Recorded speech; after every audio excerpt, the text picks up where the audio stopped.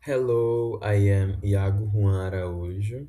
I am a student of Letras in Universidade Federal do Rio de Janeiro, and today I'm here to present my research, Literacy Among Medical Students at the Federal University of Rio de Janeiro in the Process of Learning English.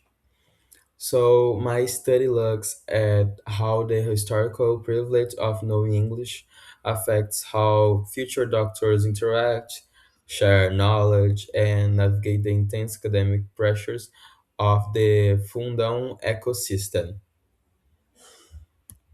So, here are my summary. There are all the topics we're going to discuss in my presentation. So, to introduce. To understand this study, we must first look at the context of the whole thing. English is undisputed as the global lingua franca of science, and in medical school, it isn't different. Almost all high impact literature, clinical guidelines, and cutting edge research are published exclusively in English. However, over the last decade, democratic policies like quota law have beautifully diversified the students' body at UFAJ, bringing in brilliant minds of from public schools and low-income backgrounds. So this has created a stark linguistic divide. On one hand, we have students who grew up with elite bilingual private schooling, and in the other hand, we have students who had little or barely no access to quality language education before entering medical school at UFAJ, for example. And this problem brings us to our core research problem. Why UFAJ requires students to read academic texts in English? The institution often treats language proficiency as a given prerequisite rather than a skill to be taught.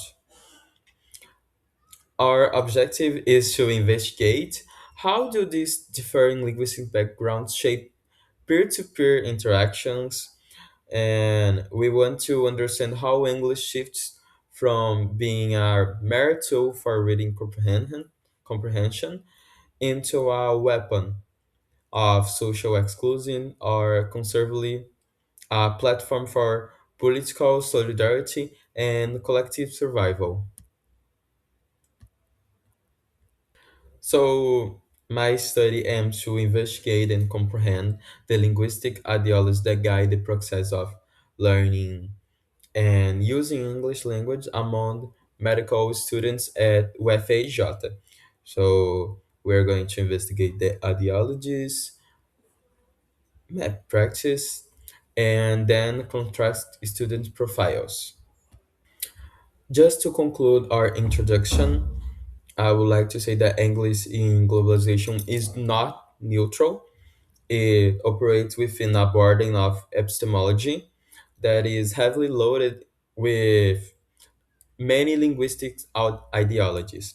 So we have this elitist cultural capital um, that treats the language as and frequently acts as a view instrument of social and racial exclusion. And we have the global scientific access that is essential mastery required for reading high impact papers and international guidelines and healthcare innovation. So, moving on, talking about the methodology and the interview profile, I had six students that was interviewed by me. I already knew two of them, but none of them knew the prior context before the interview.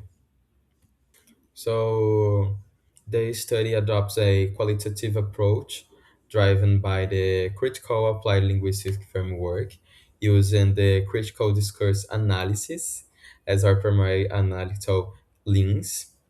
So I observed that the language is not as neutral system, but social performance that carries power of dynamics. So for my data collection, I conduct six interviews that were kind of quick. I say two of my interviewee were people that I already knew, so it was easier. But the other four was kind of harder to do the interviews because none of them wanted to talk to me, be interviewed by me. So my data was all based on the situation. The mainly thing that I went able to observe was the contrast linguistic behaviors and the student entrances against intersection markers like race, class, admissions path, cultural context, and many others. And I get able to examine how intense academic pressure and at the Fundão ecosystem shape of knowledge among our peers. So I had some interviewee that didn't want to talk to me, and the and the student that I get able to talk with doesn't treat English like a big thing, like it's a privilege. They treated uh, the English as a language like something that it's obviously for you to know, and if you don't know this, you're just not pertence àquele lugar. So this brings us to the non-collaborative students. I had this quote from one of the students that I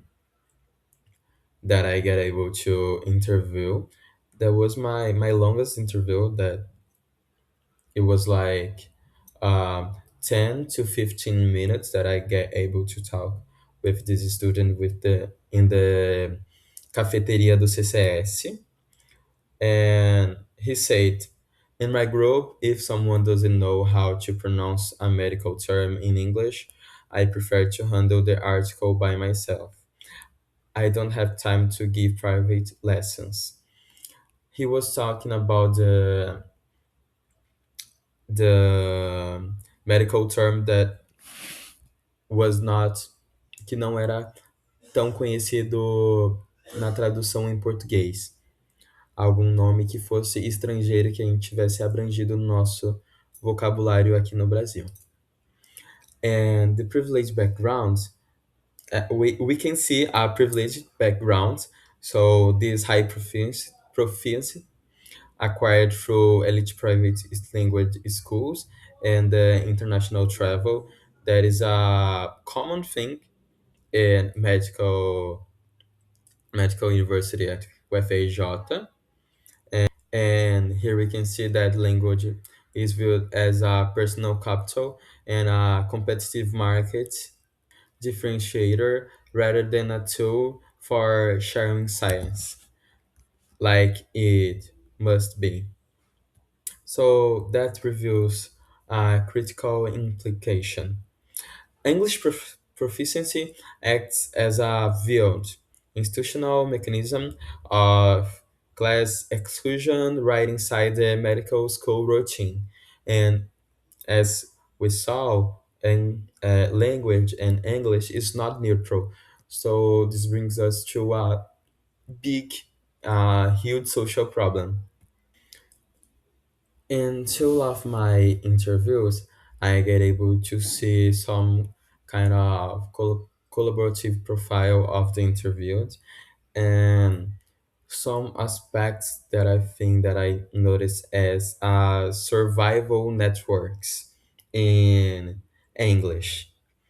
So that round the resignifying the language, English shifts from an exclusionary barrier into a shared territory for solidarity and collective academic survival.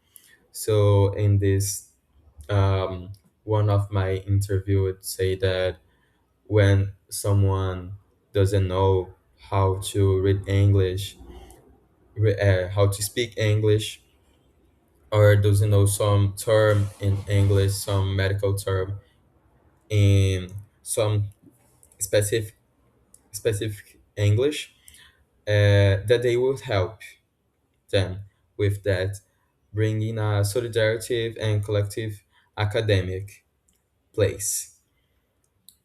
Language as a collective performance.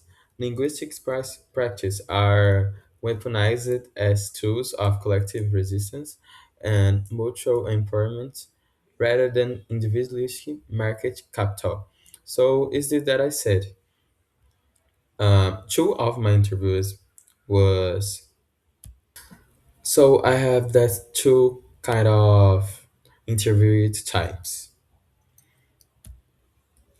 Um, so talking about artificial intelligence as a tool for equity, this spirit of collaboration brings us into a highly contemporary debate.